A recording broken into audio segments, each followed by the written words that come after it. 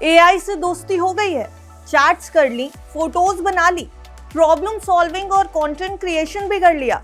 चलिए थोड़ी बहुत रिसर्च भी कर ली, लेकिन अब थोड़ा रुक जाइए क्योंकि एआई सिर्फ दोस्त नहीं, आपका कलीग भी बनना चाहता है। एआई अब सिर्फ चैट नहीं करता, वो तुम्हारा काम खुद करने लगा। जी हाँ, सही सुना आपने। एक ऐसा एआई टूल जो तुम्हारे कंप्यूटर खोलता है, फाइल्स पढ़ता है, डॉक्यूमेंट्स ड्राफ्ट करता है, यहाँ तक कि स्क्रीन पर क्लिक टाइप भी कर देता है। ये कोई साइंस फिक्शन नहीं है, ये हकीकत है और इसका नाम है क्लॉड कोवर्क, एंथ्रोपिक एआई का नया super tool. Hello and welcome, आप देख रहे हैं गुड रिटर्न्स। मैं हूं आपके साथ अर्निमा द्विवेदी। आज एंथ्रोपिक एआई के सुपर टूल के बारे में बात करना बेहद जरूरी है क्योंकि इस सुपर टूल ने पूरी दुनिया में पैनिक क्रिएट किया हुआ है। एंथ्रोपिक एआई 2021 में ओपन एआई के टॉप रिसर्चर्स ने इसे बनाया। डारियो एमोडी और उनकी टीम ने तब कहा था कि एआई पावरफुल हो लेकिन इंसानों के लिए सेफ और कंट्रोल में रहे।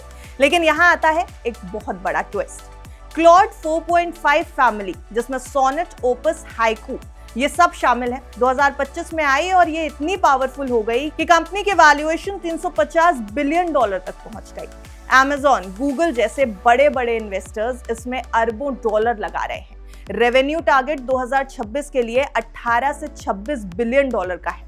असली ड्रामा शुरू हुआ जनवरी 2026 में, जब क्लॉड कोवर्क ने खुद को सिर्फ चैटबॉट से बढ़ाकर असली कोवर्कर बना लिया। 30 जनवरी को 11 नए प्लगइन्स लॉन्च हुए। Legal, sales, marketing, finance, data analysis. Legal वाला कॉन्ट्रैक्ट रिव्यू, रिस्क फ्लैग और कंप्लायंस चेक करता है। सेल्स वाला सीआरएम कनेक्ट करके प्रोस्पेक्टिंग करता है। ये सब ओपन सोर्सेस है, यानी कोई भी आसानी से इस्तेमाल कर सकता है। सीईओ डारियो एमोडी ने चेतावनी भी दी कि एआई से आधे entry level white collar jobs गायब हो सकते हैं और ये यूजुअली पेनफुल होगा। बस तभी से शुरू हो गया पूरा पैनिक।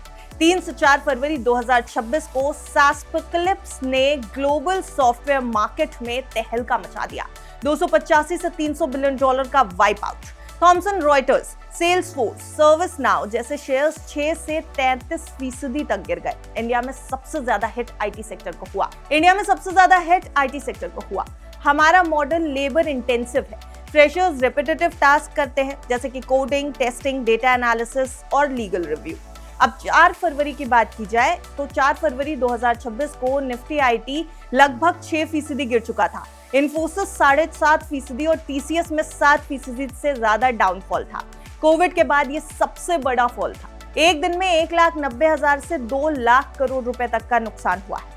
एनालिस्ट कह रहे हैं अगले 4 साल में 9 से 12% रेवेन्यू लॉस हो सकता है।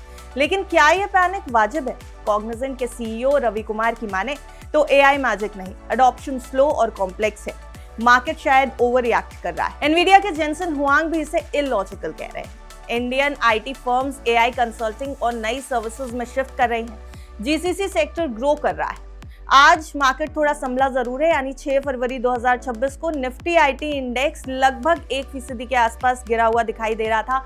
इन्फोसिस लगभग 1% के आसपास की बढ़त दिखा रहा था। टीसीएस 0.13% बढ़ा हुआ है। सेंसेक्स भी थोड़ा डाउन नजर आया, लेकिन निफ्टी 50 भी स्लो था, सरेंडर नहीं किया बाजार ने। ब्रॉडर मार्केट में मेटल्स और ऑटो ने ड्रैग किया है, लेकिन आईटी में रिकवरी के संकेत जरूर दिखाई देने लगे हैं। तो कुल मिलाकर के ये सिर्फ एआई का रेवोल्यूशन नहीं है, ये डिसरप्शन है। हो सकता है ये पेनफुल हो, जॉब्स छूटे, टूल्स रिप्लेस करें, लेकिन अपॉर्चुनिटी भी उतनी बड़ी है। नई जॉब्स, नई सर्विसेज, एआई कंसल्टिंग। सवाल ये है कि क्या आप तैयार हैं इस नई दुनिया के लिए या डर कर पीछे हटेंगे? अगर आपको लगता है कि ये एआई कहानी सिर्फ टेक न्यूज़ नहीं है बल्कि तुम्हारे जॉब की असली हकीकत दिखा रही है, तो कमेंट जरूर कर दीजिएगा कि आपकी जॉब बचेगी या फिर नए रास्ते खुलने वाले हैं आपके लिए। देखते रहिए गुड।